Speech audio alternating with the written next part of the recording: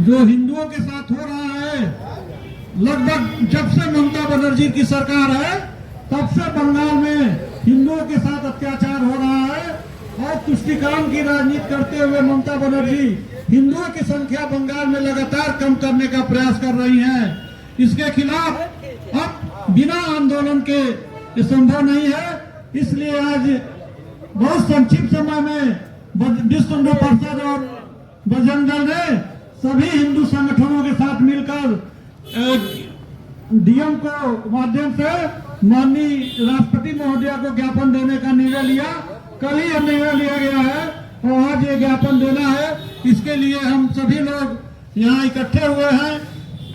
किसके वंशज है, जो भगवान राम और किसके वंशज है, उनके अंदर जरूर खून खौला होगा और यहाँ पे आए होंगे या जहाँ भी होंगे वो सोशल मीडिया के माध्यम से या किसी माध्यम से इस घटना का विरोध कर रहे होंगे। उसी क्रम में हमारे संगठन के द्वारा ये आदेश हुआ कि एक दिन 19 तारीख से आप लोग अपना ये अभियान चलाएं ताकि हमारे देश में भारत की सरकार अवगत हो और मुर्शिदाबाद की घटना लेते हुए वहां ममता बनर्जी को तत्काल बर्खास्त किया जाए, वहां राष्ट्रपति शासन लागू किया जाए। इस निमित्त हम लोग यहाँ पे बैठे हुए हैं।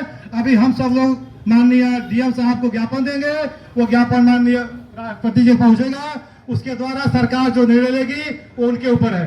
भारत माता की।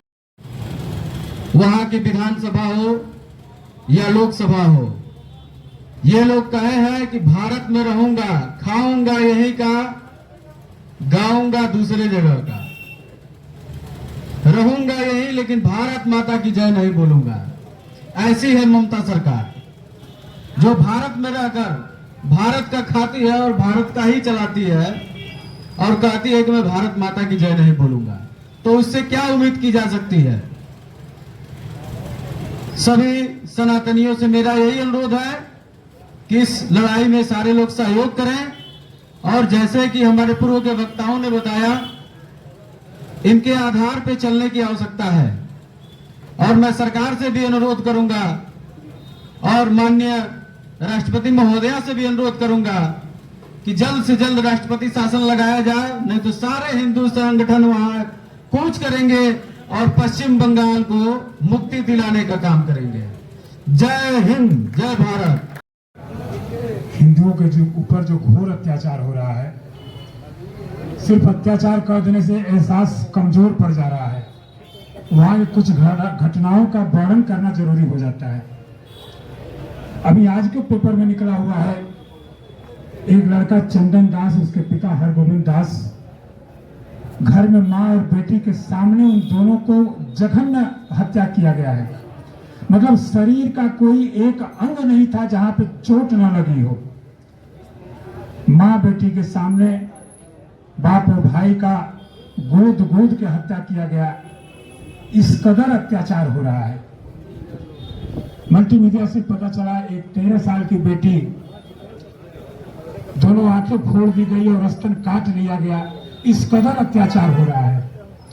अत्याचार का वर्णन सुनकर रूह कांप जा रही है। और ये सिर्फ और सिर्फ वहां की दंगाई सरकार ममता बनर्जी के चलते हो रहा है। ममता बनर्जी पूर्ण रूपेण तुष्टिकरण में पागल हो गई है।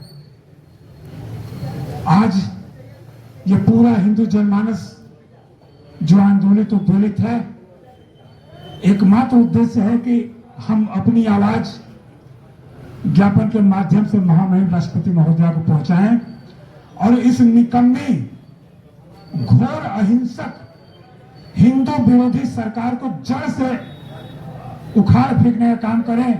राष्ट्रपति महोदया से मांग करते हैं कि जल्दी से जल्दी वहां राष्ट्र शासन लगा के हिंदुओं के ऊपर हो रहे अत्याचार को अविलंब रोका जाए। और ये आज की घटना ही नहीं भाइयों, वहां बंगाल में जब कभी चुनाव होता है, जब कभी दुर्गा पूजा होता है, जब कभी काली पूजा होता है या कोई भी हिंदुओं का प्रयोजन आयोजन होता है, तो निश्चित तौर पे वहां दंगा होते हैं, मारकाट होता है और हिंदुओं के ऊपर घोर अत्याचार किया जाता है। हिंदू वहां कई जगहों पे अल्पसंख्यक हो चुके हैं। मुर्शिदाबाद में तो बहुत ही कम संख्या रह गई है और वहां तमाम बांग्लादेशी घुसपैठिए जिनको सरकार का प्रश्रय और सहारा मिला हुआ है, उन सबके सौजन्य से हिंदुओं के ऊपर जो अत्याचार हो रहा है, इसके लिए मैं बस इतना ही कहूंगा, समय कम है।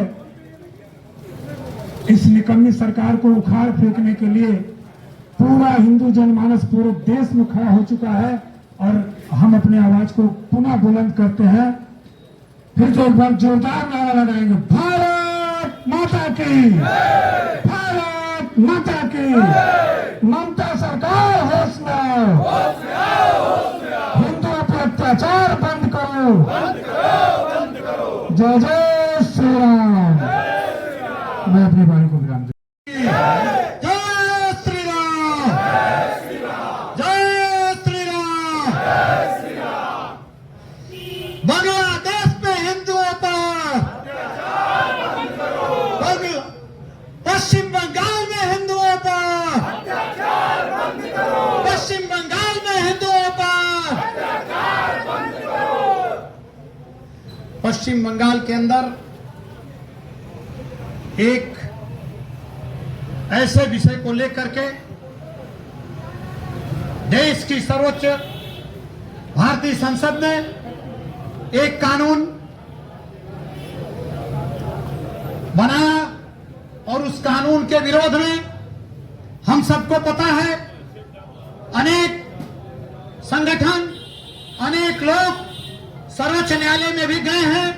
सर्वोच्च न्यायालय अपनी सुनवाई भी कर रहा है, लेकिन इस देश में एक नई परंपरा विकसित कुछ ऐसे देश विरोधी और राष्ट्र विरोधी तत्वों के द्वारा प्रारंभ हुई है। यह नई प्रकार की एक घटनाएं प्रारंभ हुई है। देश की संसद या अपने सर्वोच्च न्यायालय के निर्णयों को न मानने की एक नई परंपरा इस देश के अंदर विकसित शुरू हो गई है। देश की संसद ने कोई कानून बनाया है, देश के सांसदों के माध्यम से, वह राष्ट्रपति महोदय के हस्ताक्षर से कानून बना है। उसके विरोध में अगर किसी को कोई आपत्ति है, हम सबको पता है कि कानून एक दिन में नहीं बना। कानून बनाने के लिए ज्वाइंट पार्लियामेंट्री कमेटी बनी थी। कमेटी के लोगों ने अनेक बैठकें किया, अपने विचार किए, संशोधन दिए और उसके पश्चात कानून का ड्राफ्ट, बिल का ड्राफ्ट बन करके संसद के अंदर गया। संसद पर दोनों संसद के सदनों में, लोकसभा के अंदर भी और राज्यसभा के अंदर भी लंबी बहस हुई। मैं कह सकता हूं कि जितना समय तय था उससे बढ़ा करके रात को 1 और 2 बजे तक भी एक लोगों ने अपनी बात रखा और बात के बाद वह कानून संसद से पारित हुआ। राष्ट्रपति महोदय के हस्ताक्षर के बाद वह कानून का रूप लिया। फिर भी अगर किसी को आपत्ति थी तो इस देश के अंदर सर्वोच्च न्यायालय में अनेक लोगों ने अपनी याचिका दायर की। सर्वोच्च न्यायालय उस पर सुनवाई कर रहा है, लेकिन इसके बाद भी सर्वोच्च न्यायालय के निर्णय की भी प्रतीक्षा नहीं कर सकते, देश के कानून को भी नहीं मान सकते। कुछ लोग ऐसे हैं और उसके साथ मैं कह सकता हूं कि पश्चिम बंगाल की सरकार सीधे रूप से खड़ी है और इस कारण से कानून बना है।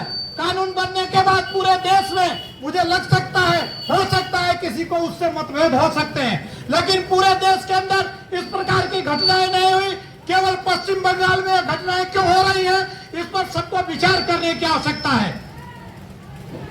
एक तो पश्चिम बंगाल की स्थिति जिस प्रकार से दिन दिन बदलती जा रही है, घुसपैठिए को शरण देने का काम शुद्ध रूप से वहां की पश्चिम बंगाल की ममता बनर्जी की नेतृत्व वाली सरकार लगातार कर रही है, जिस कारण से उनका हौसला बुलंद है। किसी भी कार्यक्रम में, किसी भी जुलूस पर, किसी भी विरोध प्रदर्शन में हिंसक कर देना और वहां के चित्रों के बारे में मैं कह सकता हूं कि सार्वजनिक रूप से मुझे लग सकता है कि एक व्यक्ति वर्णन नहीं कर सकता।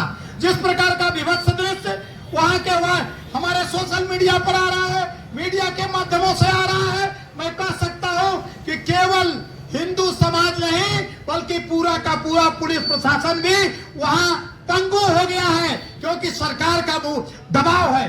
ममता बनर्जी के दबाव के नाते पुलिस प्रशासन भी उनके विरोध में कुछ नहीं कर पा रहा है और जिस कारण से अनेक पुलिस प्रशासन के लोग भी घायल होकर के हॉस्पिटल में पड़े हुए हैं।